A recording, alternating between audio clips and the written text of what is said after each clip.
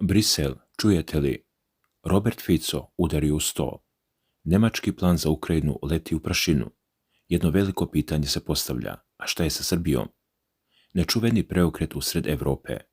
Dok je ceo Brisel tapšao njemačkom kancelaru Mercu po ramenu zbog vizionarskog, po znacima navoda, plana da se Ukrajina ugura u Evropsku uniju preko začelja, stiže mrzovoljno probuđenje iz Bratislave. Slovački premijer Robert Fico nije samo odbio taj predlog, on ga je razneo. I to na način na koji samo on ume, direktno, bez rukavica, sa jednim pitanjem koje je Brisel godinama izbjegavao. Pa sada moraju da ga čuju. A šta ćemo sa Srbijom? A šta sa Crnom Gorom? A šta sa Albanijom? Fico je izjavio, prema rečima koje prenosi slovačka novinska agencija TASR, a potom i Tanjug, da je potpuno protiv Mercovog predloga da Ukrajina dobije bilo kakav poseban status, bilo kakvo pridruženo članstvo bez prava glasa. I ne samo to, on je otišao korak dalje. Rekao je ono što većina zvaničnika EU šapuće iza zatvorenih vrata, ali niko nema hrabrosti da izgovori na glas. Ove tri zemlje, kaže, treba što pre primiti u Evropsku uniju. Ispod površine, ovo nije samo obično neslaganje, ovo je ideološki rat oko same srži Evropske unije. Na jednoj strani je nemački kancelar Friedrich Merz, koji gura političku integraciju Ukrajine kao imperativ, jer rat još uvijek traje. Na drugoj strani je Fico, koji predstavlja onaj dio Europe koji kaže pravila su pravila i ako i sada promenimo za Kijev, šta smo onda? Prazna priča. Pa ljudi, ovdje tek priča počinje, zato što Fico nije sam i zato što ovo pitanje, a šta sa Balkanom, buši rupu u samom središtu evropske politike. Hajde da otvorimo taj pakao od početka. Sve je počelo dakle jednim pismom. Friedrich Merz je poslao zvaničan dopis predsjednici Europske komisije Ursuli von der Leyen i predsjedniku Europskog savjeta Antoniju Košti i u tom pismu je iznio nešto što je u diplomatskim krugovima odmah nazvano revolucijom u pristupanju. Merzov predlog je jednostavan, ali eksplozivan. Ukrajina treba odmah, sada, da dobije status pridruženog člana. Šta to znači? Evo kako je to zamislio nemački kancelar. Prema pismu u koje imao uvid AFP, Ukrajini bi bilo dozvoljeno da učestvuje na samitima Evropske unije, ali bez prava glasa. Zatim, Ukrajina bi mogla da imenuje svog predstavnika u Europsku komisiju i konačno, Ukrajina bi imala posmatrače u Europskom parlamentu također bez prava glasa. Plus, dobili bi pristup delovima ogromnog budžeta EU, naravno, pre nego što bi potpisali punopravni član. Friedrich Merz je u tom pismu pokušao da ublaži udarac, rekao je, citiram ga, ovo nije membership light, ovo nije članstvo na pola snage. On to vidi kao političko rješenje, kao most, kao način da se Ukrajina približi EU odmah, jer pun proces će potrajati godinama i tu je Merz potpuno iskren. On kaže, proces će verovatno se odužiti zbog političkih i proceduralnih prepreka unutar Evropske unije i to je ključna stvar. I sam Merz priznaje, očigledno je da nećemo moći da završimo proces pristupanja u skorije vrijeme s obzirom na bezbroj prepreka kao i političke složenosti procesa ratifikacije. Dakle, Merz zna da ide sporo, zato želi da napravi ovaj prelazni status, da drži Ukrajinu blizu, da je veže za institucije, da je uvlači polako, korak po korak. Ali Fico kaže ne. I tu dolazimo do konferencije za novinare u Bratislavi. Robert Fico izlazi pred kamere i ne ostavlja kamen na kamenu. Njegova prva rečenica nije ni pročitao Merzov pismo, kaže, još nije stigao, nije ga video, ali mu ne treba. Njegov stav je kristalno jasan. Trenutna atmosfera u Evropskoj uniji nije pogodna za preduzimanje takvih koraka u vezi sa Ukrajinom. Razmislite na trenutak šta to znači. Fico ne kaže možda, ne kaže trebalo bi razmisliti, on kaže atmosfera je loša. To je vrlo ozbiljna procena. On tvrdi da unutar EU jednostavno nema volje, nema političke energije, nema zajedništva da se izvede ovakav potez. I onda dolazi njegova udarna rečenica koja je obišla sve svjetske agencije. Svi pišu o tome. Ili ćemo nekoga primiti u Europsku uniju ili nećemo. Što na jednostavnom jeziku znači nema polovičnih rješenja, nema pridruženih članova, nema posmatrača, nema statusa sa pola glasa, ili si unutra ili si na polju. Fico ovdje udara u samu srž stvari. On kaže, ako promenimo pravila za Ukrajinu, onda pitanje više nije pravno, nije tehničko, nije proceduralno. Pitanje postaje političko i onda je otvorena Pandorina kutija. Jer ako Ukrajina dobije nešto, šta je sa onima koji čekaju deceniju? Šta je sa zemljama Zapadnog Balkana koji su ispunjavale uslove, menjale zakone, slale svoje vojnike u misije, uvodile reforme i tu Fico izvlači adut.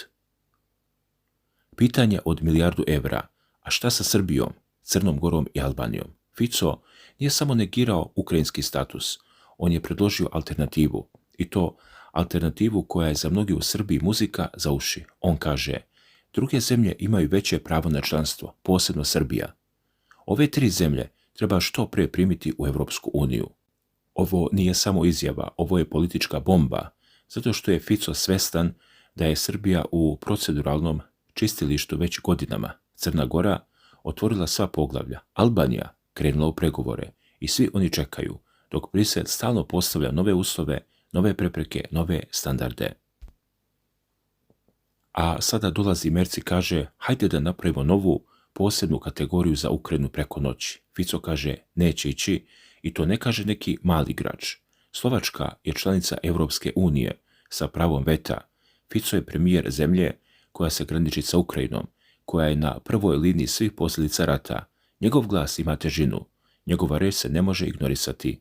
I evo šta je ovdje najvažnije za razumeti. Fico ne brani samo Srbiju, Crnu Goru i Albaniju iz ljubavi prema Balkanu. On koristi njihov slučaj kao političku polugu da zaustavi ono što vidi kao rušenje evropskog poretka. On kaže, ako preskočite one koji su čekali i poštovali pravila, onda pravila više ne vrede ni za koga. Ovaj potez dolazi baš u trenutku kada je cijela Evropa u haosu. Njemačka gura dalje integraciju Ukrajine, Francuska se dvoumi, Mađarska ima novog premijera, a Poljska diže vojni budžet. U tom vakuumu Fico udara. A posljedice koje dolaze odmah, da vidimo šta se dešava sada, trenutno. Odmah posle Ficovog istupa, evropska diplomatska mašinerija ušla u režim potpune krize. Ovaj sukob između Njemačke i Slovačke nije samo razlika u mišljenju, ovo je borba za budućnost Europske unije kao institucije. Ako Fico ostane pri svom stavu, a on će ostati jer on nikada ne menja stav lako, onda Merzov plan pada u vodu. Bez konsenzusa, bez podrške svih članica nema ništa od pridruženog člana. Jedna zemlja može da blokira ceo proces. I ovdje dolazimo do najvažnijeg dela cele priče za nas. Fico je poslao signal Balkanu. On je rekao, nisam vas zaboravio. Dok se Brisel otima oko Ukrajine, dok se dele privilegije levo i desno, Fico je podsjetio, ima i drugih koji čekaju. I to ne čekaju godinu dve. Srbija čeka više od decenije, Crna Gora također. A šta ovo znači za Srbiju? To znači da je Slovačka možda i uz podršku Mađarske spremna da bude glas Balkana unutar Evropske unije. To nije mala stvar, to je strateško savezništvo koje se gradi. Fico je praktično rekao, dok vi u Briselu donosite posebne mere za Ukrajinu, mi ćemo vas podsjećati na one koji su poštovali pravila. I to nije puka retorika, to je prijetnja vetom, to je prijetnja blokadom, to je prijetnja da će svaki pokušaj da se zaobiđe procedura otići na otkaz iz Bratislave. A kako ovdje stoji Srbija, Crna Gora i Albanija? Hajde da budemo konkretni. Fico je naveo 3 zemlje. Srbija, tehnički, otvorila nekoliko poglavlja, ali proces stoji, to znamo. Glavna prepreka je zvanično Kosovo. Iako mnogi znaju da ima i drugih razloga. Srbija je ključna zbog svog položaja, zbog svoje vojske, zbog svoje neutralnosti i zbog odnosa sa Ruskom federacijom. Crna Gora otvorila sva poglavlja. Tehnički najspremnija, čeka političku odluku, čeka godinama. Albanija krenula je u pregovore, napredak postoji, ali spor. I sve 3 zemlje gledaju kako se Ukrajini, koja je tek dobila status kandidata, sada nudi ekspresna traka, pa naravno da je to nepravda i naravno da će neko to da iskoristi. Fico to iskorišćava kao oružje. On ne pomaže Balkanu iz dobrote duše. On koristi Balkan da bi spriječio ono što smatra opasnim presedanom, ali to je dobro za Balkan, makar na kratke staze, jer sada, kada Brisel bude razmišljao o bilo kakvoj pomoći Ukrajini, morat će da razmisli i o odgovoru iz Bratislave i taj odgovor će uvijek uključivati rečenicu a šta je sa Srbijom? Dakle, dragi gledalci, da skroz razumemo, ovo nije samo Fico. Fico je samo vrh ledenog brega. Ispod površine je ogromna podjela unutar Evropske unije. Na jednoj strani su zemlje koje žele bržu i dublju integraciju. Njemačka, Francuska, Benelux, skandinavske zemlje. One žele da EU postane politička supersila, zato guraju Ukrajinu. A na drugoj strani su zemlje koje žele sporiju i kontrolisaniju integraciju. Slovačka, Mađarska, iako se vlast promijenila, politika ostaje slična po nekim pitanjima. Austrija, možda čak Italija u nekim segmentima. One žele da se poštuju pravila, da se ne stvaraju precedenti. I ova borba će tek se rasplamsati, jer Ukrajina ne može večno da čeka. Rat traje, Unija mora da odluči, a Balkan isto ne može večno da čeka. Dakle, Ficov potez je zapravo prvo zvono za veliku reviziju politike proširenja koja dolazi. Ako ne možemo da primimo sve, koga primamo prvo? Po kojim kriterijima? Da li je ratni status važniji od reformi? Da li je geografija važnija od ispunjavanja uslova? Ovo su pitanja koja nemaju lake odgovore. Vratimo se još jednom na Fica. On je rekao, trenutna atmosfera u Evropskoj uniji nije pogodna za preduzimanje takvih koraka u vezi sa Ukrajinom. Pogledajmo reč atmosfera. To nije tehnička reč, to nije pravna reč, to je politička reč. On kaže, ljudi su umorni, ljudi su podijeljeni, ljudi su besni zbog svega što se dešava. Rat, inflacija, migracija, zelena politika, sve. I onda kaže, ili ćemo nekoga primiti u Evropsku uniju ili nećemo. Ovo je veto u najavi. Fico ne kaže možda, on kaže, za mene nema sive zone. I to je opasan signal za Mercov plan, jer ako nema sive zone, onda nema ni pridruženog člana. Onda je jedina opcija puno članstvo ili ništa, a puno članstvo za Ukrajinu je po svim procenama udaljeno najmanje 5 do 10 godina, možda i više. I sada dolazimo za kraj do suštine. Srbija se našla u savršenoj oluji. Sa jedne strane EU je njen najveći trgovinski partner, najveći investitor, najveći donator, a sa druge strane EU ne želi da je primi. Sa treće strane, Rusija je tradicionalni saveznik, ali je Rusija u ratu i pod sankcijama. Sa četvrte strane Kina ulaže ogromne pare. I onda stiže Fico i kaže, Srbija treba što pre da uđe. Ovo nije puka podrška, ovo je uvlačenje Srbije u evropsku debatu na najjači mogući način. Više ne možete da pričate o Ukrajini, a da ne pričate o Srbiji. Više ne možete da donosite posebne mere za Kijev, a da ne odgovorite na pitanje zašto ne za Beograd. Fico je zapravo rekao, ako je Ukrajina vredna posebnog tretmana, onda su i ove tri zemlje vredne. Ako nisu, onda Ukrajina nije. I to je matematika koju je teško obići. A šta dalje? Ovo će imati dugoročne posljedice. Prvo, Merc će morati da se bori za svoj plan. Morat će da ubedi Fica, a to je teška misija. Fico je poznat po tome da ne menja stav. Drugo, Ukrajina će morati da bira da li prihvata ovaj polovični status i rizikuje da zaglavi ili odbija i rizikuje da ostane bez podrške. Treće, Zapadni Balkan će dobiti novi argument. Vidite, i Slovačka nas podržava. To jača pregovaračku poziciju. I konačno, ovo otvara pitanje da li je Evropska unija spremna za proširenje. Ako nije spremna da primi Srbiju i Crnu Goru, koje su spremne, kako će onda primiti Ukrajinu? Ako jeste spremna, zašto onda čekaju? Ovo je kontradikcija koja će pratiti Brisel u narednih nekoliko godina.